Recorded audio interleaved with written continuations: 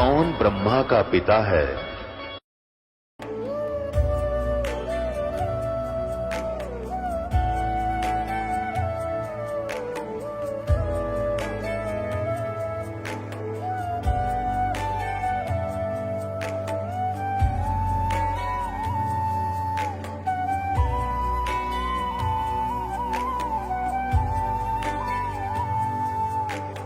कौन ब्रह्मा का पिता है? कौन विष्णु की मां? शंकर का दादा कौन है? हमको दे बता। ये जानने के लिए कृपया सुनिए। जगत गुरु तत्वदर्शी संत रामपाल जी महाराज के अमृत वचन सर्व पवित्र धर्मों के पवित्र शास्त्रों के आधार पर। सत साहिब दर्शकों, मनुष्य अपने जीवन में अनेकों भक्ति साधनाएं करता है और इस उम्मीद में रहता है कि इन सभी भक्ति साधनाओं से मेरा जीवन सुखमय हो जाएगा। दर्शकों, ऐसी ही कहानी थी झज्जर हरियाणा के रहने वाले विजय जी की। विजय जी ब्रह्मा विष्णु महेश से लेकर शेरावाली माता तक की सभी की पूजा किया करते थे। ये सभी देवी देवताओं के व्रत भी रखते थे और साथ ही साथ आर्य समाज से भी जुड़े हुए थे। दर्शकों, इन सभी भक्ति साधनाओं को करने के बाद भी विजय जी का जीवन बीमारियों से घिरा हुआ था। इन्हें ऐसी बीमारी थी जिससे वह 22 साल से जूझ रहे थे।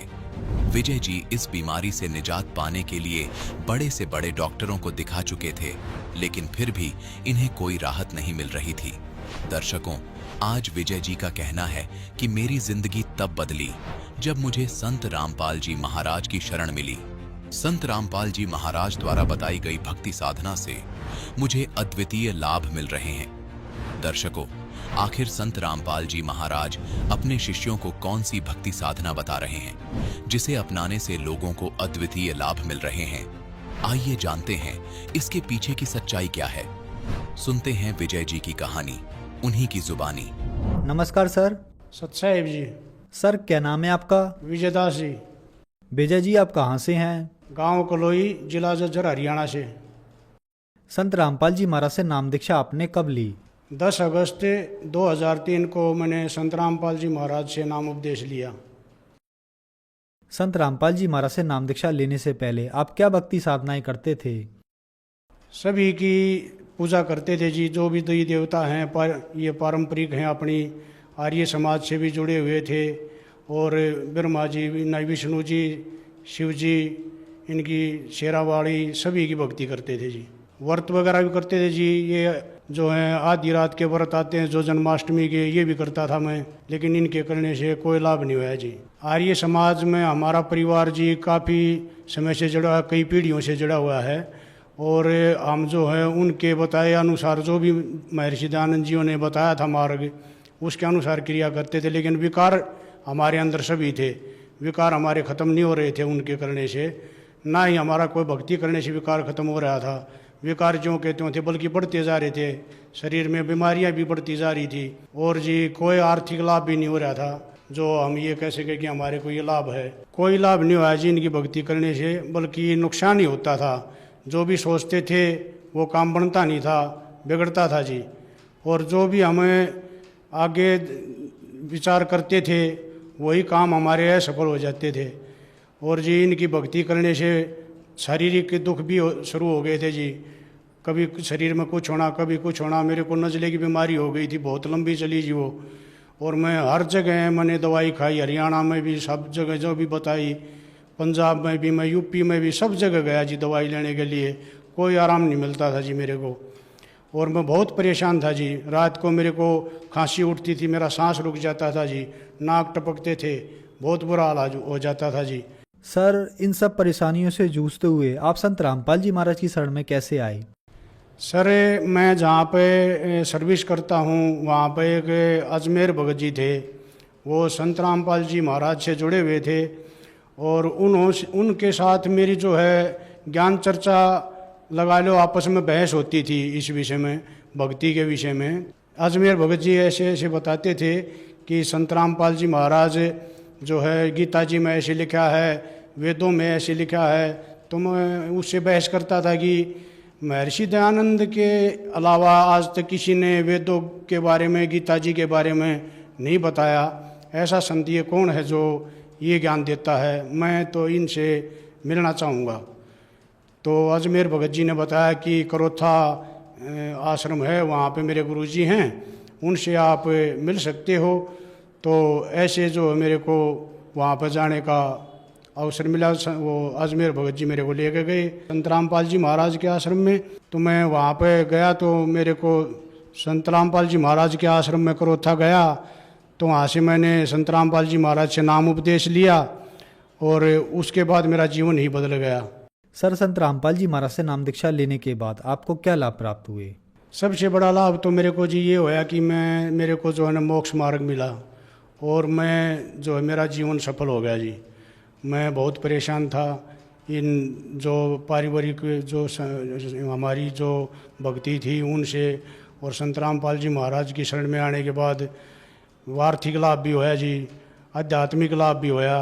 और जी मैं बहुत नशे पते करता था जी, जिनसे पूरा परिवार परेशान रहता था जी। और संत रामपाल जी महाराज की शरण में आने के बाद मेरे सब नशे छूट गए जी। और जी मेरा एक्सीडेंट हो गया 2014 में सर। वो उसमें मेरे एक्सीडेंट में जान जानी थी जी। मैं कोई उम्मीद नहीं थी, डॉक्टरों ने जवाब दे दिया था कि इसका कोई वो मतलब उम्मीद नहीं है बचने की। लेकिन मालिक संत रामपाल जी महाराज की दया से मेरे को जीवन दान मिला और मैं बिल्कुल ठीक हो गया। और आज मैं अपना काम जो है ड्यूटी भी कर रहा हूँ और बिल्कुल स्वस्थ हूँ जी। संत रामपाल जी महाराज की कृपा से आज मैं आपके सामने बिल्कुल स्वस्थ खड़ा हूँ जी। और मेरे नज़ले की बीमारी थी सर, वो जो मैं सब जगह इलाज करवा चुका था, टीबी हॉस्पिटल में, पीजीआई में, राजस्थान में, पंजाब में, जिसने भी जहाँ बताया इसके इलाज के लिए मैं वहीं गया जी। ये 22-23 साल से था जी मेरे। और संत रामपाल जी महाराज की शरण में आने के बाद, उनसे नाम उपदेश लेने के बाद मेरे को कोई बीमारी नहीं रही जी, बिल्कुल स्वस्थ हो गया मैं। नज़ला तो ऐसे हो गया जैसे मेरा कभी होया ही नहीं था। पीजीआई में दिखाया था सर मैंने, टीबी हॉस्पिटल में दिखाया था, डॉक्टरों के नाम तो मुझे याद नहीं है, सरकारी हॉस्पिटल है, इनमें इलाज करवाया था मैंने। गुड़गांव में मेदांता में भी मैंने इलाज करवाया जी, वहाँ से भी कोई आराम नहीं हुआ मेरे को। मैं धोखा पूजी भी बहुत की जी मैंने, जिसने भी जहाँ बताया मैंने ये कोशिश की कि मेरी बीमारी ठीक हो जाए, वहाँ पर धोख लगाया, वहाँ चले जाओ, ऐसे कई जगह गया जी मैं, लेकिन कोई आराम नहीं हुआ था जी मेरा। संत रामपाल जी महाराज से नाम उपदेश लेने के बाद मेरी बीमारी ये बगैर दवाई के ठीक हो गई सर। मैंने कोई भी दवाई नहीं लेनी पड़ी इस चीज मतलब नज़ले की भक्ति करने से, नाम की कमाई से मेरा जो है ना बिल्कुल जो शरीर जो है ना स्वस्थ हो गया। संत रामपाल जी महाराज से जिस दिन से मैंने नाम उपदेश लिया है 2003 से आज तक मेरे कोई बीमारी नहीं है। सभी मेरे नशे पते सब छूट गए। जो भी मैं सब नशे करता था मैं, सब नशे मेरे नाम उपदेश लेते ही छूट गए। पता नहीं मालिक की कैसी रजा हुई, मेरा नशा करने को दिल ही नहीं करता और ना ही नशे को मतलब छूने, बीड़ी शराब तम्बाकू इनको छूने का भी दिल नहीं करता। पीने की तो बहुत बड़ी बात है। ये सिर्फ संत रामपाल जी महाराज की कृपा है जो मैं आज बिल्कुल स्वस्थ हूँ और मेरे सभी विकार और शरीर के कष्ट सब ठीक हो गए जी। सर, आपका परिवार 3 पीढ़ियों से आर्य समाजी है। आर्य समाज का और संत रामपाल जी महाराज का काफी समय से मतभेद चल रहा है, क्या कारण है सर? क्या कहना चाहेंगे? सर, संत रामपाल जी महाराज ने आर्य समाज से कोई वो नहीं था, द्वेष नहीं था। उन्होंने जो है ना सच्चाई बताई है, सत्यार प्रकाश के बारे में उन्होंने विस्तार से बताया है, उसको खोल के देखा है। हम तो सिर्फ सुना था, हम तो सुनी सुनाई बातों पे लगे हुए थे, आर्य समाजी बने हुए थे, लेकिन विकार सारे करते थे जी। उनमें जब संत रामपाल जी महाराज ने हमारे को सत्यार प्रकाश खोल के दिखाया तो हमारे को ज्ञान होया कि इसके अंदर तो कोई भी ज्ञान का या समाज सुधार का या आध्यात्मिक मार्ग का कोई भी ज्ञान नहीं है। इसमें तो समाज को बिगाड़ने वाली बातें हैं, सुधारने वाली तो एक भी बात नहीं है। इसमें लिखा है कि 24 साल की लड़की 48 साल का लड़का, ये विवाह का जो है ना उत्तम समय है। कोई भी आर्य समाजी आज के दिन कोई 48 साल लड़का या 24 साल की लड़की करके शादी नहीं करता। शादी की उम्र तो यही है 20 साल की लड़की, 18 साल की लड़की, 24-25 साल का लड़का। लेकिन उसमें लिखा है कि 48 साल का लड़का और 24 साल की लड़की का जो है ना उत्तम जो है विवाह का समय होता है, जो कि बाप और बेटी की एज का अंतर हो जाता है, जो कि बिल्कुल भी समाज सुधारक बातें नहीं हैं। उन्होंने लिखा है कि सूर्य पे जो है सृष्टि रचना है, वहाँ पर ही मनुष्य रहते हैं, वेदों को पढ़ा जाता है। इस तरह की झूठ बोल रखी हैं, जो कि सूर्य एक आग का गोला है, उस पर कोई भी ऐसा वो नहीं है जो वहाँ पर सृष्टि हो या जीव रहता हो। सत्यार्थ प्रकाश में तो जी ऐसी ऐसी बातें लिखी हैं जो कि मैं आपको यहाँ पर बता भी नहीं सकता। आप खुद पढ़ के देख लेना चौथे समोल्लास को, उसमें क्या क्या लिखा हुआ है। ये समाज के सामने बताने लायक भी बातें नहीं हैं। अगर आप ने कोई मेरी बात पर शंका हो तो आप सत्यार्थ प्रकाश का चौथा समोल्लास विस्तार से पढ़ के देखो। संत रामपाल जी महाराज ने सिर्फ शास्त्रों का और सत्यार्थ प्रकाश की तुलना की थी कि हमारे वेद ये ज्ञान दे रहे हैं, वेदों में ये लिखा है, गीता जी में ये लिखा है, सत्यार्थ प्रकाश में ये लिखा है। और इसी के विरोध में आर्य समाजियों ने उसका ज्ञान का जवाब जो है ज्ञान से नहीं दिया, बल्कि उन्होंने लठ उठा लिए। ये जो है इन आर्य समाजियों का जो है अपना उल्लू सीधा करना था कि हमारी रोजी रोटी को ये बंद कर देगा अगर ऐसे प्रचार करेगा और सच्चाई बताएगा सत्यार्थ प्रकाश के बारे में। उन्होंने इसको छुपा के रखा है, इसके ज्ञान का कभी विस्तार नहीं किया आर्य समाजियों ने। लेकिन संत रामपाल जी महाराज ने सभी संतों का, सभी आर्य समाजियों की पुस्तक हैं जो भी हैं, सत्यार्थ प्रकाश हो या और भी जो हैं, सभी को पढ़ के उनका विस्तार से निष्कर्ष निकाल के समाज के सामने दिया है और बताया है कि सत्यार्थ प्रकाश और ये और संतों की जो पुस्तकें हैं ये ज्ञान दे रही हैं, लेकिन हमारे वेद जो हैं इसके विपरीत ज्ञान दे रहे हैं। ये समाज ने देखना है कि ये हमारे शास्त्र सही हैं या ये संतों की पुस्तक सही हैं, ये समाज को फैसला करना है।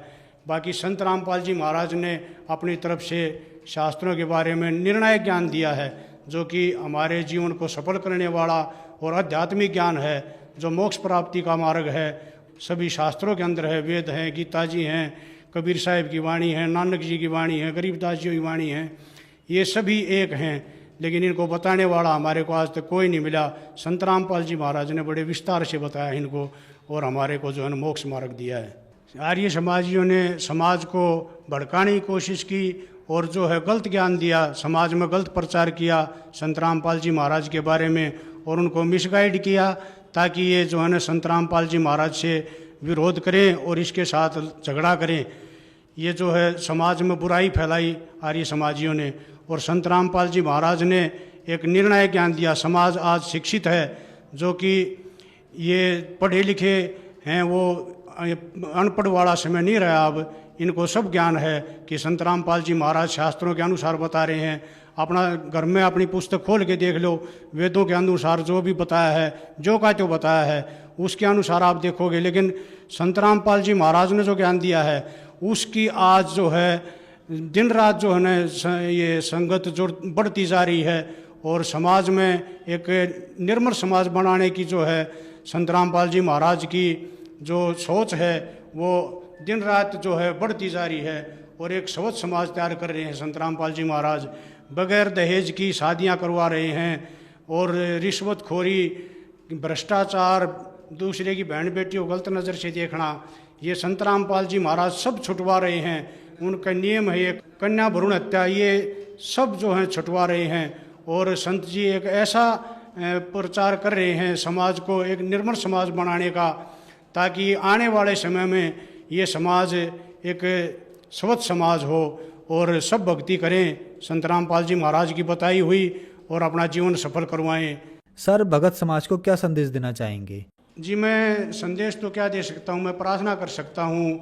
जो भी पृथ्वी पर हैं इंसान, उन सभी से मैं ये प्रार्थना करना चाहता हूँ कि संत रामपाल जी महाराज की शरण में आओ और इनसे नाम उपदेश लेके, इनके नियमों में रह के, मर्यादा में रह के, और संत रामपाल जी महाराज द्वारा बताए गए भक्ति पे चल के देखो। आपका जो है घर में कोई कष्ट नहीं रहेगा किसी प्रकार का, शारीरिक है, आर्थिक है, कोई भी कष्ट किसी प्रकार का नहीं रहेगा, सब कष्ट दूर हो जाएंगे, एक निर्मल समाज तैयार होगा। मेरी यही प्रार्थना है सभी से। सर, संत रामपाल जी महाराज की शरण में कैसे आ सकते हैं? संत रामपाल जी महाराज के आज के दिन 10-11 चैनलों पे सत्संग चलता है, जो कि आप उनके नीचे पट्टी चलती है कि जिन पर कॉन्टैक्ट नंबर हैं, उनसे आप कॉन्टैक्ट करके और अपना जो भी नज़दीकी नामदान केंद्र है उसका पता कर सकते हो और वहाँ से संत रामपाल जी महाराज का नाम उपदेश प्राप्त करके अपना जीवन सफल कर सकते हो। धन्यवाद सर। सत साहिब। दर्शकों, अभी आपने सुने संत रामपाल जी महाराज से दीक्षा प्राप्त करके सुखी हुए भक्त के अनुभव। अब देखिए जगत गुरु तत्वदर्शी संत रामपाल जी महाराज के मंगल प्रवचन। एक दिन परमात्मा सतपुरुष कबीर देव जिंदा महात्मा रूप बना के और नानक साहिब जी के पास गई। नानक साहिब जी से कहा कि हे महात्मा जी, हे भक्त, मैं बहुत भटक लिया, मुझे कोई सतमार्ग बताने वाला नहीं मिला और मुझे कोई मार्ग बताओ। आप बहुत अच्छे भक्त बताए, सभी यहाँ चर्चा है आपकी। अब नानक साहिब जी ने जैसा भी ब्रजलाल पांडे से सुना था वो सारी कथा सुनानी शुरू कर दी। फिर कहा कि गुरु बिन मोक्ष हो नहीं सकता। तो परमात्मा ने कहा कि भाई गुरु किसको बनाऊं, जब तक मेरी आत्मा दृढ़ नहीं होगी। मैं वैसे गुरु तो मैंने बना भी रखा, रामानंद जी, काशी में पंडित स्वामी रामानंद जी से मैंने दीक्षा ले रखी है, लेकिन मेरी तसल्ली नहीं हुई, संतुष्टि नहीं है। नानक साहब जी कहते फिर मुझे बनाओ गुरु। तो कबीर साहब कहने लगे ठीक है आप गुरु जी, लेकिन मेरी कोई संशय समाधान करो गुरुदेव, मेरी कोई शंका का समाधान करो। बोलो कि ब्रह्मा विष्णु महेश की क्या स्थिति है, क्या ये जन्मते मरते हैं या इनके कोई माता पिता भी हैं? तो जैसा उन्होंने सुन रखा था ब्रजलाल पांडे से और जैसा भी हिंदू धर्म में प्रचलित है, ये लोक वेद सारा सुना दिया। ये अजरो अमर हैं, अविनाशी हैं, इनके कोई माता पिता नहीं, श्री कृष्ण जी सर्वश्रेष्ठ हैं और श्री कृष्ण जी ने गीता का ज्ञान दिया, ये अनमोल ग्रंथ है। तो कबीर साहब ने कहा जी कुछ फिर उस अनमोल ग्रंथ के कुछ वचन सुना दो। फिर वो नानक साहिब जी ने कुछ जो श्लोक याद थे वो सुनाए। फिर कबीर साहब ने उसके ऊपर कहा कि आप श्री कृष्ण जी कहते हो, श्री कृष्ण जी ने गीता बोली। हाँ श्री कृष्ण जी ने। तो आप श्री कृष्ण जी को अजरो अमर बताते हो, उनकी जन्म मृत्यु नहीं होती? कि हाँ बिल्कुल सही है, नानक जी बोले। अब जिंदा फकीर बोला, कबीर परमेश्वर जिंदा रूप में विराजमान थे कि आपके गीता ज्ञानदाता चौथे अध्याय के 5वें और 9वें श्लोक में, दूसरे अध्याय के 12वें श्लोक में और 10वें अध्याय के दूसरे श्लोक में कहता है मेरी जन्म और मृत्यु होता है। अर्जुन तू नहीं जानता, मैं जानता हूं। और फिर कहता है 18वें अध्याय के 62वें श्लोक में कि तू सर्वभाव से उस परमेश्वर की शरण में जा, उसकी कृपा से तू परम शांति को, सनातन परम धाम को प्राप्त होगा। तो वो कौन है जो गीता ज्ञानदाता से भी अलग है? अब काफी प्रश्नोत्तरी हुई। तब नानक साहिब जी अक्षुब्ध हो गए और उनकी चर्चा सुनकर जो स्नान करने सुबह सुबह भगत जाते थे 50-60 वो भी बैठ गए चारों तरफ। जब नानक साहिब जी की अरुचि देखी, नाराज होते देखे, परमात्मा उठकर चल पड़े कि महाराज नाराज ना हो, हम तो शंका समाधान चाहते थे, आप नाराज ना। उठकर चल पड़े। जब वो जा लिए काफी दूर, जब पूछा कि ये कौन था, उन्होंने ये कौन था जो आपको गुरु जी बोल रहा था? तब श्री नानक साहिब जी ने कहा कि ये नीच जात था, काशी का जुलाहा धानक, और हमारे ब्रह्मा विष्णु महेश को कहता है तो नासवान है। इसको जवाब आया नहीं, उठ के चला गया। तो सब अब अपने काम लग गए। श्री नानक जी भी स्नान करके अपने काम चले गए, लेकिन उनका जख्म हो गया अंदर। एक सच्ची बात कही, गीता आकर देखी दोबारा उन्होंने, कोई बात तो सारी सत्य कहे थे। और मन में यूं कह कि एक बार फिर वो आवे संत भक्त, फिर चर्चा करूं। कुछ दिनों के बाद, महीने 2 महीने 6 महीने उनको खूब तड़फा के फिर इसी तरह प्रतिदिन स्नान करने जाते थे और इसी खोज में थे शायद कितने दिखाई दे जाए, फिर बात करूं। स्नान करने के लिए तैयारी थी, कपड़े निकाल रखे थे, नौकरों को दे दिए थे, वो लिए खड़े थे। नानक साहिब की अपना जो नहाने के लिए एक वस्त्र रखते हैं शरीर पे, वही शेष था। इतने में परमात्मा केवल नानक साहब को दिखाई देते। उनकी खुशी का ठिकाना नहीं रहा, जिंदा महात्मा के रूप में आए। और थोड़ी सी दूर नानक साहब भी चले गए आगे कि आओ भक्त, आओ भक्त, आपके इंतजार थी मुझे। वहां पर बहुत से लोग स्नान कर रहे थे। वो देखने लगे कि ये नानक साहब किसको बातें कर रहा है। कुछ एक कहने लगे आप पे कहने लगे भगत आप बोले अगर भगत तो भाई ये पता नहीं कौन से मूड में बैठा है। तो दोनों बैठ गए। कबीर साहब केवल नानक साहब जी को दिखाई देते, अन्य को नहीं। काफी देर चर्चा हुई, सब विस्तार से मालिक ने बताया और कहा कि सचखंड है, सतलोक है, उसमें सतपुरुष रहता है, उसकी भक्ति से मोक्ष होगा, वो अकाल मूर्त है। नानक साहब ने कहा कि हमने तो कभी स्वर्ग से ऊपर सुना नहीं। तो कहते हैं नानक साहब जी ने ये शर्त रखी कि आप मुझे ढूंढ दो दरिया में, तो मैं आपको गुरु बना लूं, तेरी सारी बात सुनूंगा। ये कहकर छलांग लगा दी दरिया में। कबीर साहब ने वहीं से अंतर्धान किया उनको, और जिधर से अब सटरी में जिधर से जल आ रहा था उसी साइड में ले गए। काफी देर जब नानक साहब बाहर नहीं आए तो सबको चिंता होगी। सब ने जान लिया कि डूब गया। सुल्तानपुर नगर शहर में पूरा सब आग की तरह बात फैल गई। भागे आए, उसकी बहन मूर्छित होगी, बहन रोने लगी बुरी तरह, मेरा भाई मर गया। बहुत चिंता का विषय बन गया। सुल्तानपुर के नवाब तक बातें गई। उन्होंने नौकर भेज दिए जाल डालने के लिए, गोताखोर भेज दिए। वो ढूंढ रहे डाउन स्ट्रीम में, वो ले गए अप स्ट्रीम में। बहुत दूर ले जाकर 3-4 किलोमीटर वहां बैठा लिए नानक साहब की। दोनों की काफी देर चर्चा हुई परमात्मा के साथ। फिर नानक साहब ने कहा कि मुझे सचखंड दिखा दो भगवान, फिर मैं मानू। शरीर को वहां छोड़ा, आत्मा लेकर चल पड़े। जैसे गरीबदास जी को लेकर गए थे, जैसे धर्मदास जी को लेकर गए थे, जैसे दादू साहब जी को लेकर गए थे, जैसे मुल्कदास साहब जी को लेकर, जैसे गीसा दास साहब जी को लेकर गए थे, ऐसे इनको भी लेकर गए। वहां जाकर देखा परमात्मा दूसरे रूप में स्थिर बैठे हैं। जब परमात्मा ऊपर बैठे हैं ओवरऑल कंट्रोलर के रूप में, करोड़ सूर्य मिला दे करोड़ चंद्रमा, ऐसा चेहरा मालिक का, ऐसा स्वरूप है उनके। एक रोमकूप की ऐसी शोभा है। एक बहुत बड़े गुम्बद में विराजमान है, बहुत बड़े गुम्बद में, जैसे मंदिर नुमा गुम्बद होता है, बहुत बड़ा, पूरी पृथ्वी से भी बड़ा। इस पृथ्वी ने सीधा कर दे, ऐसे गोल नहीं। और इतना बड़ा गुम्बद मालिक बीच में बैठे हैं। वो जिंदा महात्मा के रूप में परमात्मा साथ से लेकर गए आदरणीय नानक साहब जी को। तो वहां क्या देखा कि भाई रब तो ये है जड़ा तकत पे बैठा। और यो यहाँ का जो कबीर है, ये बाबा कबीर जिंदा यहाँ का कोई गण है। क्योंकि कबीर साहब जिंदा महात्मा के रूप में गए थे नीचे से, तो चौर करने लगे अपने दूसरे रूप पर है। तो सोचा ये सेवक होगा बाबा जी जो जिंदा नित्य आया है। इतने में तेजो में शरीर खड़ा हुआ। कबीर नीचे से गए थे, जिंदा महात्मा वाला शरीर विराजमान हुआ। और वो तेजो में शरीर जो रब दिखाई दे था, वो लगा चौर करण जिंदा वाले रूप पर। नानक साहब सोच ही रहे थे भाई बाबा जी जिंदा महात्मा पे और रब चमर करता है, ये कैसी अजीब लीला इनकी।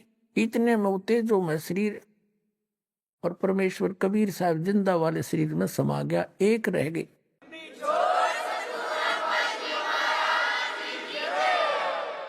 असंख्य करोड़ ब्रह्मांड के ओवरऑल कंट्रोलर के रूप में वो जिंदा महात्मा विराजमान है, चंवर अपने आप घूम रहा है। नानक साहब जी देख रहे हैं कि ये तो सचमुच रब ही था जो नीचे गया था, ये काल मूर्त स्वयं ही था। भया 1 से 2, जैसे रामानंद जी को मिले थे, स्वामी रामानंद जी को भी दिखाए थे, ऊपर आदरणीय रामानंद जी को भी। तब उन्होंने कहा था 2 ठोर है 1 तू, भया 1 से 2, कह रामानंद हम कारणे तुम आए हो मगजो। और यही आदरणीय नानक साहब जी के साथ घटना घटी। और तब परमात्मा ने कहा कि आई एम कबीर, मैं कबीर हूं, अल्लाह अकबर हूं, मैं कबीर देव हूं। और काशी में, बनारस में एक धानक रूप में रहता हूं, जुलाहे का काम करता हूं। प्यारी आत्मा, जब मोक्ष चाहिए आपको, सतनाम लेना मेरे से, वहां सतनाम दूंगा। और वो जाप करना होगा, 2 अक्षर का है, उससे आपका मोक्ष होगा। वहां तो कहते हैं कोट जन्म तन ब्रह्म दोगे, कुछ नहीं हाथ लगा रे, कुकर सुकर खरबा बोरे, कौआ हंस बगारे। परमात्मा ने कहा कि तेरे बहुत असंख्य जन्म हो लिए, जब से हमसे मिलने से पहले वो गए बर्बाद आपके। राजा अम्बरीश आप थे, राजा जनक आप थे, और अब आप स्वयं नौकर बन बैठे। और यदि हम तुमसे नहीं मिलते तो जीवन व्यर्थ हो जाता है। अपने आत्माओं, यहां समस्या आती है कि पवित्र सिख समाज इस बात को मानने को तैयार नहीं है कि नानक साहिब जी के कोई गुरु थे। वो कहते हैं स्वयं ही परमात्मा ही मिले थे उनको, और हम भी यही कहते हैं कि वो परमात्मा ही मिले थे उनको। वो कहते अकाल मूर्त मिले थे, हम भी कहते हैं अकाल मूर्त मिले थे।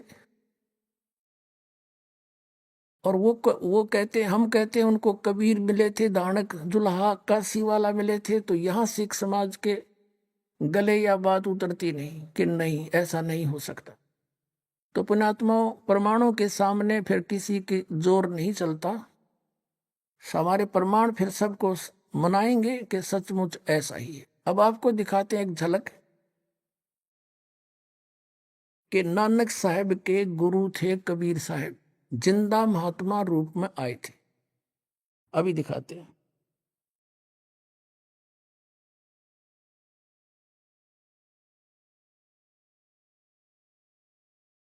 एक ये जन्म साखी है, ये बिल्कुल सत्य शास्त्र है।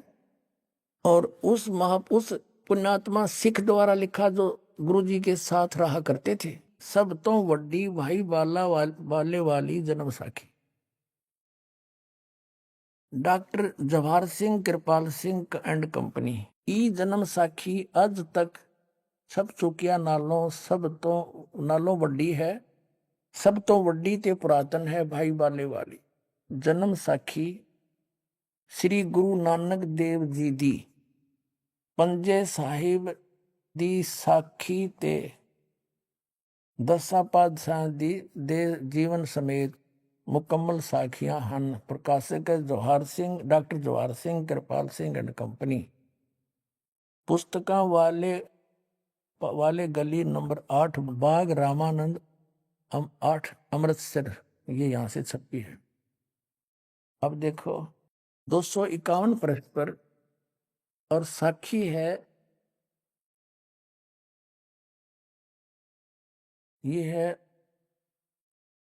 ये सिद्धानाल गोष्ठी। ये कोई प्रकरण है, सिद्धानाल गोष्ठी।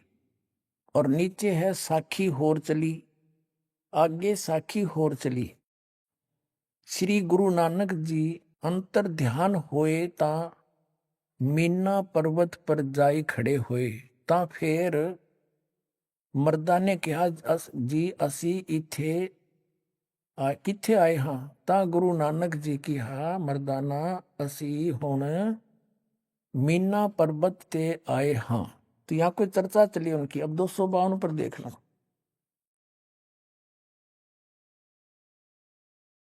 दो 252 पृष्ठ पे आगे, ता गुरु नानक जी की हा, मर्दाना असी 16,000 जोजन ऊपर आए हाँ, आए हैं। आहे ता मर्दा ने कहा, जी यहाँ से सुमेर पर्वत कितना रहिंदा है। अब अपने मतलब की पढ़ेंगे। ता फिर मर्दाना पूछिया, जी तू सानू जो गुरु मिलिया सी उसका नाम की है। ता गुरु नानक जी कहा, मर्दाना उसका नाम बाबा जिंदा आखदे हन। जहां तोड़ी जल और पवन है, उस दे हुक्म विच चलदे हन। अते अगन और मिट्टी ए भी उस दे आखे विच हन। जिस ताही जिस ताही बाबा जिंदा मिलेगा, जिस ताही बाबा जिंदा मिलेगा, तिस ताही बाबा आखना चाहिए, होर ताही बाबा नहीं आखना आखना। अब कहने का भाव है कि यू है सबका बाबा सबका दादा, जो मैं हमने और किसी को बाबा कहना व्यर्थ है।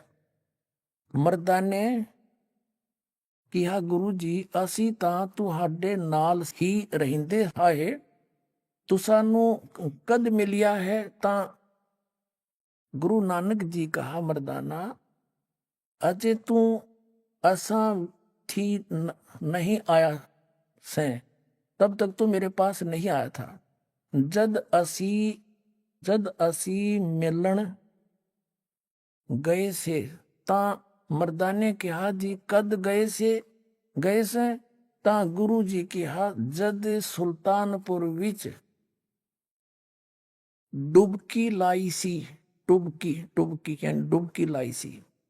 तब मर्दाना असी 3 दिन उसे पासे रहे से।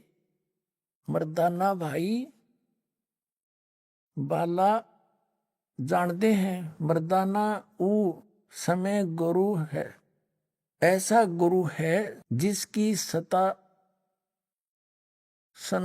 संपूर्ण जगत नू आसरा दे रही है। कहते हैं जब सुल्तानपुर विच डुबकी लाई थी, तब मर्दाना असी 3 दिन उसे पासे रहे सी, उसके पास रहे थे, और वो जिंदा महात्मा है। उसका नाम बाबा जिंदा अखदे हन।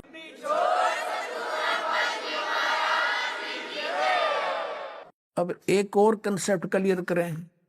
एक बार गुरु नानक साहिब जी की और एक काजी की गोष्ठी हुई,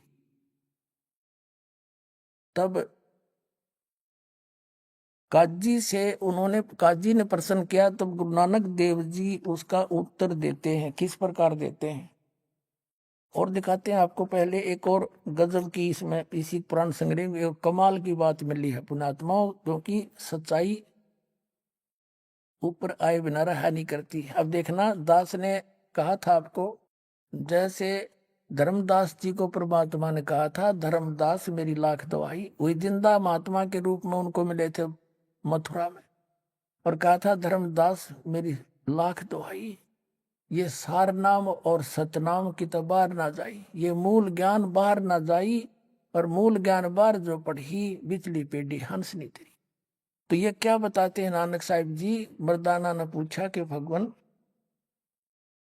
नानक साहब बताते हैं कि मैं जब सतपुरुष से मिला वहां सचखंड में, तो उस सब के पालनहार विष्णु के पास में गया, तो उसने मुझे कहा था कि तुम वापस जाओ और तुम्हें सतनाम देने का आदेश दिया है, और जो आज्ञा वही करना। तो नानक साहब जी कहते हैं कि जो आप कहोगे उसको सतनाम दूंगा और को नहीं दूंगा। ये देखना पृष्ठ 275 पर 74 है ये, साखी सचखंड दी। यहां देखना नीचे, आगे साची सचखंड दी चली।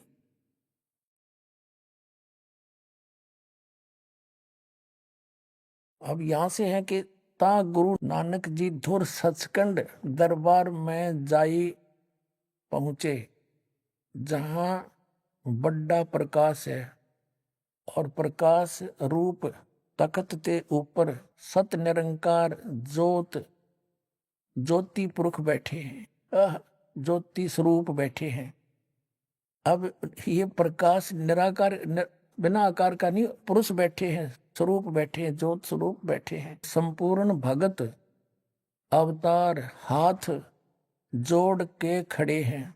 पुणात्मा कई भक्त आए हैं जो पंजाबी जानते अच्छी तरह, दास पे ना पढ़ा ज्यादा, तुम भी मनतावत इसी है, पर कोशिश करूंगा पूरी समझाने की। फिर भी दास से कुछ फर्क रह जा, तुम खुद पढ़ते रहियो। यहाँ लिखा है कि सत संपूर्ण भगत अवतार हाथ जोड़ के कर खड़े हैं, अते बाबा नानक जी ऊ जो कोटान सूरज के समान प्रकाश, कोटान यानी कोटों सूरज के समान प्रकाश है। कोटान चंद्रमा जैसा शीतल इसका इसका प्रकाश है। उस सच्चे प्रकाश विखे प्रवेश किया, उस ज्योत रूप भगवान की उस्तत करी यानी प्रार्थना करी। आगे आगे उस पुरुष निरंकार पुरुष निरंकार विष्णु जी विराजमान है। उस ज्योत रूप भगवान की उस तत्व यानी उसकी स्वरूप विष्णु जी विराजमान है। अब यहाँ नानक साहिब जी किसको विष्णु कह रहे हैं? जैसे वेदों में कहा है अग्नि तनुरसी विष्णुवेतवा सोमस्य तनुरसी, सबका धारण पोषण करने वाला सतपुरुष विष्णु, उसको विष्णु कहते हैं। ये तो बाद में विष्णु नाम रखे इन्होंने उनकी उपमा से। विराजमान है, साकार है और सर्वशक्तिमान। और भगवंत जी ने कहा आऊ नानक भक्त तू सदा ही मेरे में मिलिया है, तेरे और मेरे में कोई भेद नहीं।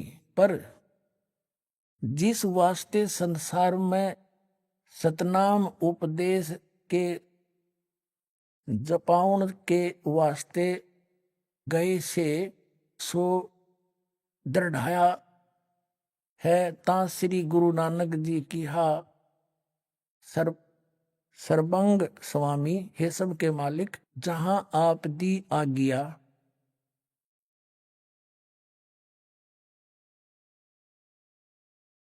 अब 276 पे, जहां आपकी आज्ञा तहां सतनाम दा चक्कर फेरिया है। जहां जहां आपका हुक्म होएगा तहां तहां सतनाम का चक्कर फेरेंगे। आगे जिवें आपकी रजाई होएगी, आपकी रजा होएगी त्यों ही होएगा।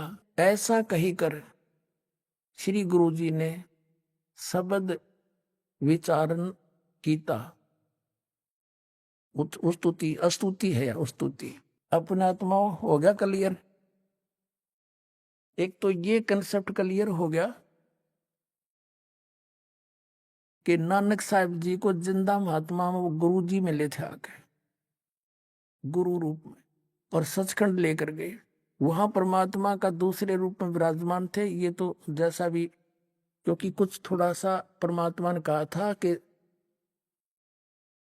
निर्मल ज्ञान तुम जग में भाखो और मूल ज्ञान तुम गुप्त ही रखो। अब यहां पर नानक साहिब जी ने परमात्मा का आदेश क्लियर बता दिया।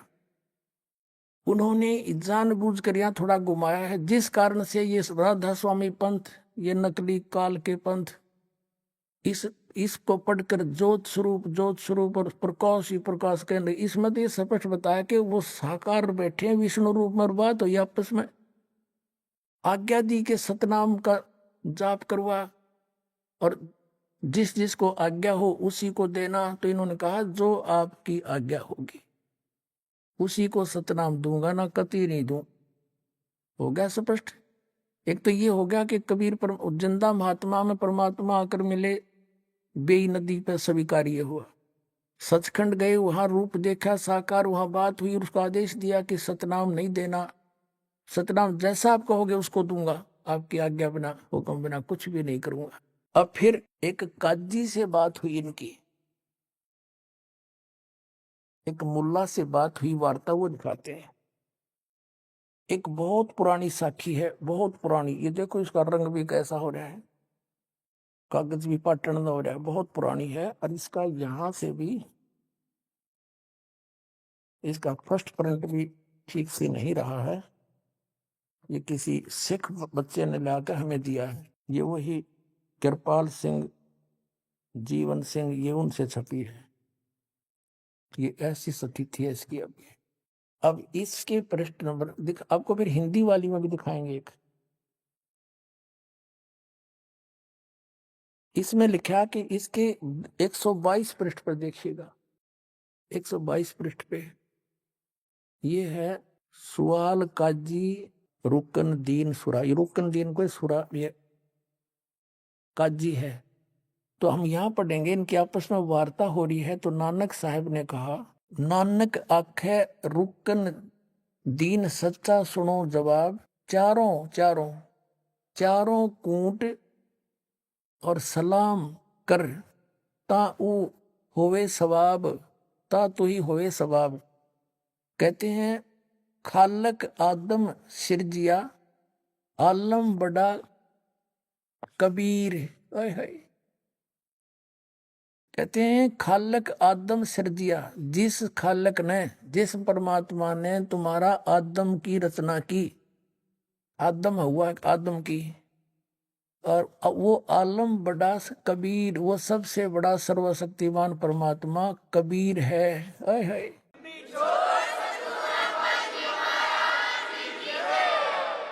और फिर कहा कि कायम दायम और कुदरती और सिर पीरा दे पीर, सब गुरुआं के गुरु और आलम बड़ा कबीर।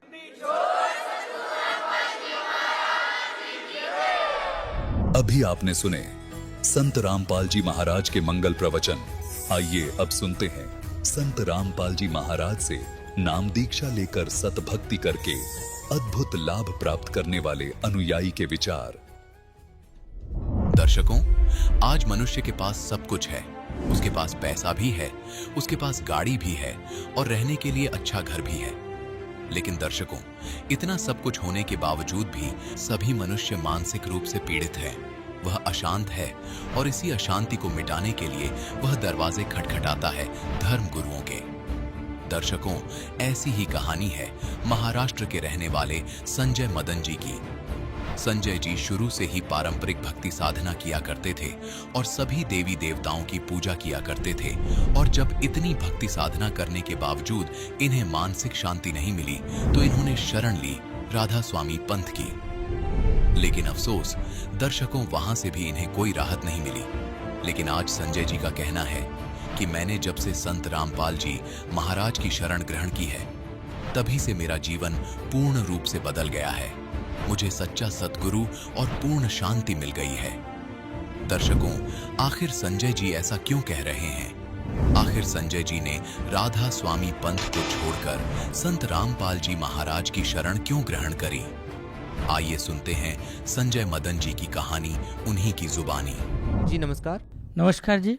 क्या नाम है सर आपका? मेरा नाम संजय मदन भांदुर्गे। संजय जी, कहाँ से आए हैं आप? मैं जिला वाशिम महाराष्ट्र से आया हूँ जी। सर, क्या काम करते हैं आप? मैं पेशे से प्रोफेसर यानी शिक्षक हूँ। सर, संत रामपाल जी महाराज की शरण में आने से पहले आप क्या भक्ति साधनाएं करते थे? पहले हम वही पारंपरिक साधनाएं जो रहती है, ब्रह्मा विष्णु और महेश, इनकी भक्ति हम करते थे। जैसा कि हमारे कुल देवता शिव जी थे, तो उसकी वजह से हम सावन में जो भी पूजाएं होती है आमतौर पर वो हम करते थे।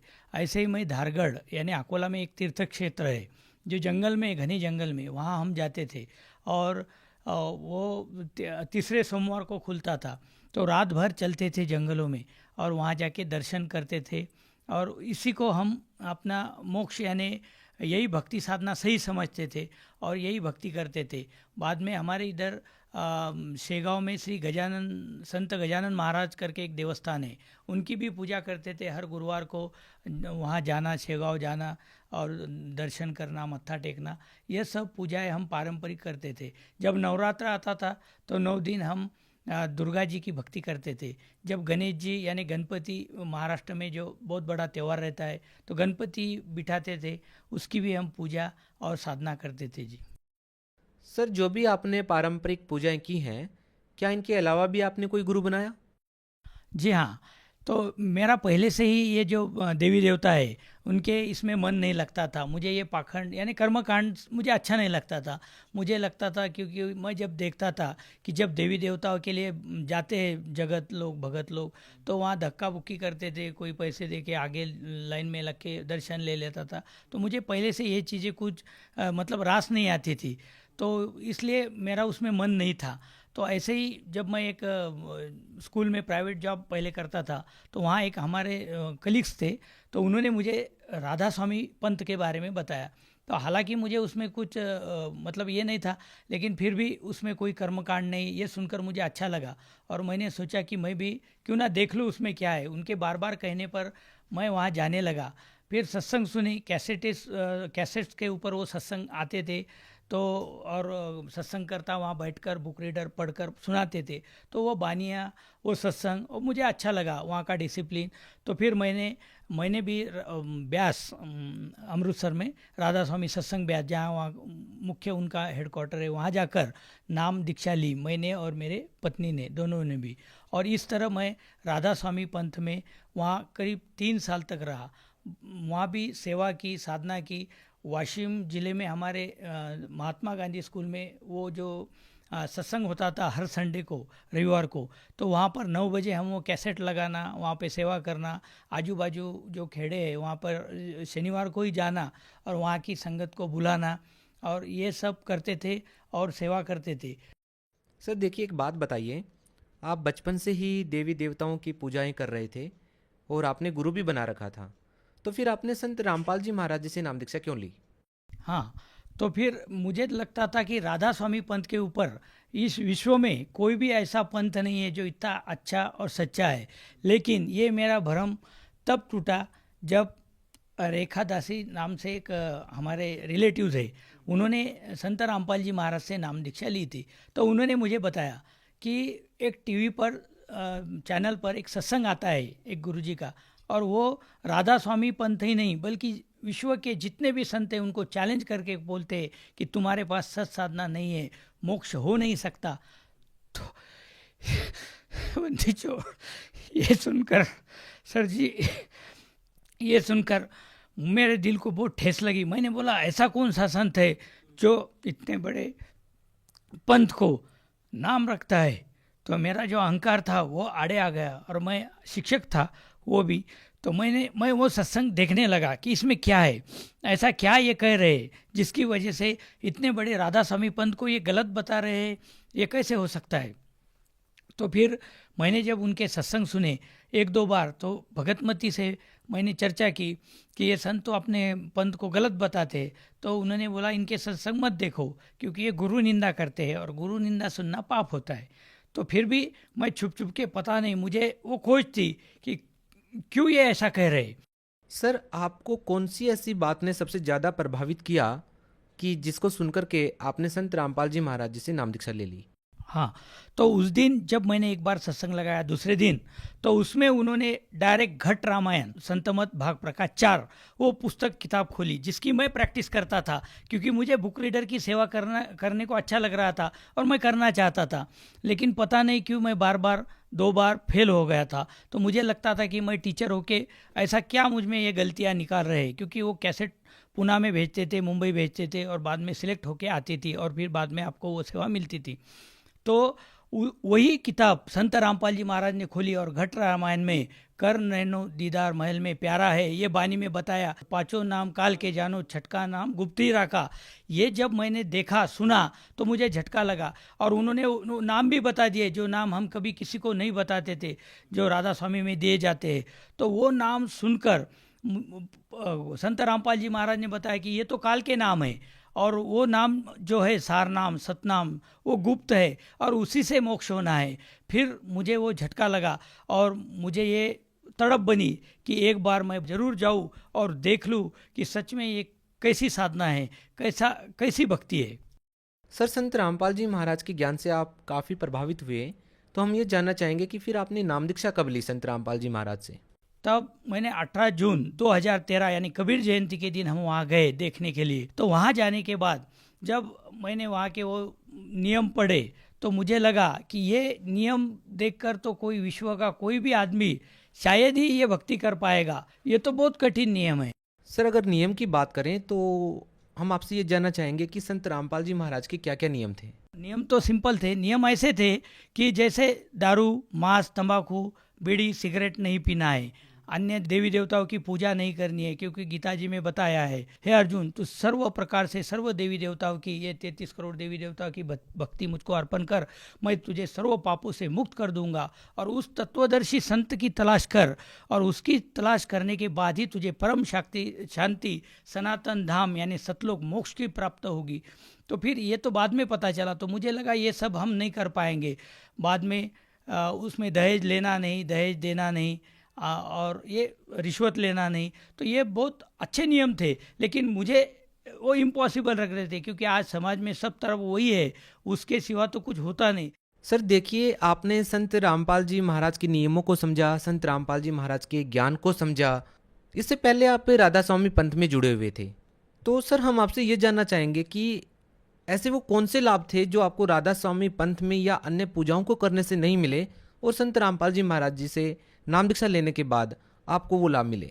हाँ जी, हाँ सर जी, हमको लाभ ये हुए कि तब से हमको एक परम शांति का अनुभव होने लगा, और सुकून मिला, शांति मिली, मोक्ष मार्ग मिला, सही शास्त्रानुकूल साधना मिली।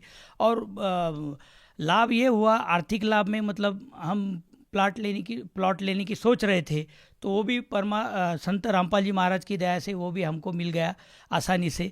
उसके बाद में पहले बचत नहीं होती थी, तो थोड़ी पैसों में बरकत बोलो वो भी आने लगी। और दूसरा लाभ ये हुआ कि मेरा एक ज़बरदस्त एक्सीडेंट हो गया था। मैं मॉर्निंग वॉक में ऐसे टहलते हुए जा रहा था, एक साइड था, पूरा रोड खाली था, लेकिन पता नहीं कहाँ से एक पीछे से गाड़ी आ गई और उसने मुझे टक्कर मारी। मैं ज़ोर से गिर गया, पूरा मेरे ये कंधे, ये कान छिल गया साथ, मतलब उसके बाद में, और पूरा ये मुझे पीछे देखते नहीं आ रहा था, अकड़ गया था पूरा। तो मुझे तो लगा कि मेरा स्पाइनल कॉर्ड जरूर इंजरी हुई होंगी। तो उसके बाद वो आदमी ने मुझे, वही गाड़ी में बैठकर लोग जमा हो गए, उसने मुझे वाशिम क्रिटिकल में भर्ती कर दिया। तो मैंने बोला मुझे कुछ नहीं होगा, आप सिर्फ मुझे एक इंजेक्शन दे दो, मेरे गुरु समर्थ है, मुझे कुछ नहीं होगा, सिर्फ संत रामपाल जी ये मेरे समर्थ गुरु है, मैं मर नहीं सकता, आप मुझे एक गोली दे दो और छोड़ दो। तो बोले ये आप कैसे कह रहे हैं, आपको बहुत मार लगा हुआ है, पूरा खून बह रहा। मुझे तो लगा था एक बार मेरा कान टूट गया होगा। मैं कान ऐसा हाथ में पकड़ के रखा हुआ था, पूरा लाल हो गया था शर्ट वगैरह। फिर वो बोले नहीं आपको तो बहुत मार लगी है। हम एक सिंपल डॉक्टर के पास गए, तो वो बोले ये बहुत मार है, इनको क्रिटिकल में ले जाओ। तो वाशिम क्रिटिकल में मेरे को लेकर गए। तो वहाँ जाने के बाद वहाँ के कंपाउंडर भी बोल रहे थे कि अंकल ये आप इतना सहन कर रहे हो, ये कोई भी 4 व्हीलर का इतना मार कोई भी सहन नहीं कर सकता। मैंने बोला हमको कुछ नहीं होगा, क्योंकि हमको नाम दीक्षा और संत रामपाल जी से गुरु दीक्षा मिली हुई है, और उसकी वजह से हमको कुछ नहीं होता, आप ड्रेसिंग कर दो और छोड़ दो। तो वो 2 दिन की बात कर रहे थे, लेकिन मुझे संत रामपाल जी की दया से 1 दिन में ही छुट्टी हो गई जी। और उसके बाद एक बार मेरी 3 साल की बच्ची थी, तो वो ऊपर से सीढ़ियों से, मतलब पहली सीढ़ी से गिरी थी। 10-12 सीढ़ियाँ वो लुढ़कते हुए आई, सीढ़ियाँ खड़ी थी, लेकिन और वो थोड़ी देर के लिए बेहोश हो गई, मतलब 10-15 मिनट के लिए बातें नहीं कर रही थी, इधर उधर ऐसी गर्दन डाल रही थी। तो मैं तो पूरा घबरा गया था, लेकिन संत रामपाल जी महाराज की दया से उसे फिर हम हॉस्पिटल लेके गए, कानडे हॉस्पिटल वाशिम में है बच्चों का। वहाँ जाने के बाद उन्होंने सलाइन देकर 2 दिन में बच्ची को सिर्फ 2000 रुपये बिल आया, और उसको कुछ भी नहीं हुआ। नहीं तो पहले तो सब बोल रहे थे कि बच्ची का बचना मुश्किल है, तो वो एक लाभ हो गया। उसके बाद में सर जी एक और लाभ हुआ, मेरी भगतमती को 2 किडनी स्टोन थे, दोनों किडनियों में, एक 9 mm एक 12 mm। तो पहले दर्द होता था, लेकिन एक बार संत रामपाल जी महाराज से प्रार्थना लगाई कि हे मालिक ये ऐसा ऐसा प्रॉब्लम है, तो आप ठीक कर दो। तो परमात्मा ने बोले बेटा भक्ति करो, संत रामपाल जी महाराज ने बोला भक्ति करो, परमात्मा दया करेंगे। तो उसके बाद में उसका वो दर्द भी आज तक नहीं हुआ। उसकी वेन भी एक ब्लॉक थी, उसको मतलब हर महीने 2-4 महीने भी वो कभी भी गोलियां ख़त्म नहीं होती थी कि दूसरी बीमारी, पहली ख़त्म कि दूसरी चालू, पहली ख़त्म, ऐसा चालू रहता था। तो फिर वेन ब्लॉक हो गई, फिर उसको भी नागपुर दिखाया, औरंगाबाद दिखाया, जितने भी है डॉक्टर, न्यूरोलॉजिस्ट है, कोई बोलता था इधर ब्रेन को दिखाओ, चेस्ट वाले को दिखाओ, हार्ट वाले को दिखाओ, न्यूरोलॉजिस्ट को, सब किए, लेकिन वो भी अब उसको चक्कर आते थे। वो भी अब संत रामपाल जी की दया से वो भी दर्द उसका पता नहीं कहाँ चला गया, वो भी अब कम हो गया। तो इस तरह बहुत लाभ हो गए। सर देखिए, आप प्रोफेसर हैं, कॉलेज में इंग्लिश पढ़ाते हैं, तो हम आपसे ये जानना चाहते हैं कि आपका बाबाओं के ऊपर इतना विश्वास कैसे है? क्योंकि आप मेडिकल सुविधाएं ले सकते हैं आज के युग में, तो आप शिक्षित होने के नाते हम आपसे ये बात पूछ रहे हैं कि आपका बाबाओं के ऊपर, खासकर संत रामपाल जी महाराज पर आपका विश्वास इतना कैसे है? सर जी, मेरा भी ऐसा ही पहले मानना था, क्योंकि जो हम आम समाज में धारणाएं देखते हैं कि बाबा लोग लूटने के लिए होते हैं, और अभी तो ये मीडिया में जो इनके कांड आते हैं तो ऐसा लगता है कि सचमुच बाबा वगैरह कुछ नहीं, बस घर में रहो, भक्ति करो।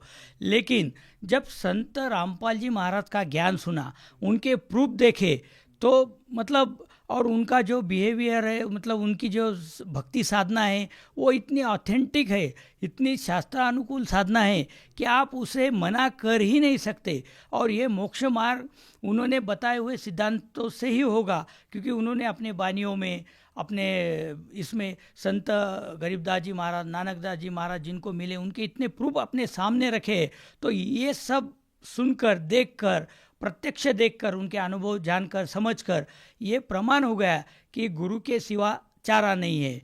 विज्ञान ने इतनी प्रगति कर ली, लेकिन भगवान के सामने विज्ञान कुछ नहीं। विज्ञान यानी क्या है? विशेष ज्ञान। अब जो परमात्मा ने सब बना के रखा हुआ है, संत रामपाल जी महाराज अपने सत्संगों में बताते हैं कि देखो सूरज तो सुबह उगने वाला है, अब हम उनको खोज के कुछ कैलकुलेशंस करके मतलब उस पर संशोधन करके 20-20 साल तक ये बताए कि कल 6 बजे उगने वाला है, कल 5:55 पर, तो फायदा क्या हुआ? वो तो उगने वाला है, उगते ही आ रहा है। यानी यही है विज्ञान क्या है? जो ब्रह्मांड चल रहे हैं, जिसके वचन से चल रहे हैं, वो आदि शक्ति है। और इतना सब होके आदमी फिर मरता क्यों है? विज्ञान बचाता क्यों नहीं लोगों को? तो हाँ, कैंसर ठीक क्यों नहीं होता? और यहाँ पे केवल नाम मात्र से इतनी शक्ति है संत रामपाल जी महाराज के, इसमें नाम मात्र से नशा छूट जाता है, बड़ी बड़ी बीमारियाँ, कैंसर, लाइलाज बीमारियाँ ठीक हो जाती है। तो फिर भगवान क्यों नहीं है? मतलब भगवान के आगे कुछ हो ही नहीं सकता। इसलिए हमें मानना पड़ेगा कि परमात्मा, संत रामपाल जी महाराज ने जो ज्ञान दिया है कि परमात्मा है और भगवान है, भगवान के सिवा अपन कुछ भी नहीं है। क्योंकि आदमी पर जब बड़ा संकट आता है तो ऊपर की ओर देखता है। वो क्यों देखता है? फिर डॉक्टर की तरफ क्यों नहीं भागता? डॉक्टर भी अक्सर ये बोलते हैं, उनको भी बीमारियां हो जाती है, वो भी बोलते हैं कि आप भगवान के हाथ में। तो आखिर में ये सब जाल है काल का, जो हमें भ्रमित रखता है कि यहाँ पे विज्ञान कुछ नहीं, ये सब परमात्मा का बनाया हुआ संसार है। सर, आप भगत समाज को क्या संदेश देना चाहेंगे? मैं सारे भगत को, समाज को यही संदेश, मतलब वो तो परमात्मा संत रामपाल जी महाराज दे रहे हैं अपने पुस्तकों से, जीने की राह, जगण्याचा मार्ग, ज्ञान गंगा, ये पुस्तकों से दे ही रहे, social media, Twitter, Facebook, Instagram पर। लेकिन मैं एक प्रार्थना दास की है सबको कि जो भी आज परमात्मा को खोज रहे हैं तो अपना व्यर्थ समय मत गवाओ, इधर उधर मत भटको। आप केवल 6 महीने या ज़्यादा से ज़्यादा, बहुत ही मतलब जिसको समझ नहीं आता, 1 साल तक संत रामपाल जी महाराज के सत्संग सुनो। आपको सारी सृष्टि रचना, सारा आध्यात्मिक ज्ञान हो जाएगा। ये संसार कैसे बना है, क्या बना है, ये मालूम होगा। और शास्त्र अनुकूल साधना कैसे की जाती है, इसका सही ज्ञान होगा। और इसी से मोक्ष है, अन्य किसी चीज़ से मोक्ष नहीं है। सर, अगर आज के दिन कोई संत रामपाल जी महाराज से जुड़ना चाहता है और आपकी तरह, जैसे आपको संत रामपाल जी महाराज से नाम दीक्षा लेने के बाद लाभ मिले हैं, अगर कोई व्यक्ति संत रामपाल जी महाराज से जुड़ना चाहे तो कैसे जुड़ सकता है? अभी टीवी चैनलों पर जो भी सत्संग आते हैं या ज्ञान गंगा किताब भी आपको मिलती है SMS द्वारा फ्री में, तो उसके नीचे जो नंबर है, आप फ्लैश होते हैं, दिखते हैं, उस पर आप कॉल करो। तो हर जिले में नामदान सेंटर संत रामपाल जी महाराज ने सब पर दया करके बनाए हुए हैं। आप वहाँ जाकर निःशुल्क नाम दीक्षा प्राप्त करके और चलते फिरते भक्ति कर सकते हो। कोई कर्मकांड नहीं, कुछ नहीं, सिर्फ नाम जपना है। और इस जन्म मरण के दीर्घ रोग से अपने को छूटने का यही एकमात्र पर्याय संत रामपाल जी महाराज ने बताया है, जो आपको सहज ही प्राप्त हो सकता है। उस नंबर पर कांटेक्ट कीजिए और जल्दी से संत रामपाल जी महाराज की शरण में आ जाइए। आपको सर्व लाभ होंगे, आर्थिक, शारीरिक और मोक्षिक भी होगा। बहुत बहुत धन्यवाद। नमस्कार जी।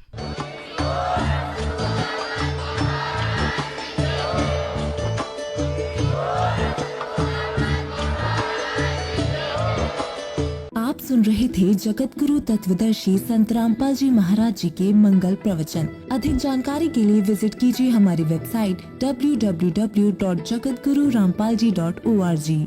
संत रामपाल जी महाराज जी के शुभ आशीर्वाद से पूरे विश्व भर में 500 से भी ज्यादा नाम दीक्षा केंद्र हैं, जिन पर संत रामपाल जी महाराज जी द्वारा ऑनलाइन निशुल्क नाम दीक्षा दी जा रही है। अपने नजदीकी नाम दीक्षा केंद्र का पता करने के लिए संपर्क करें 8222880541।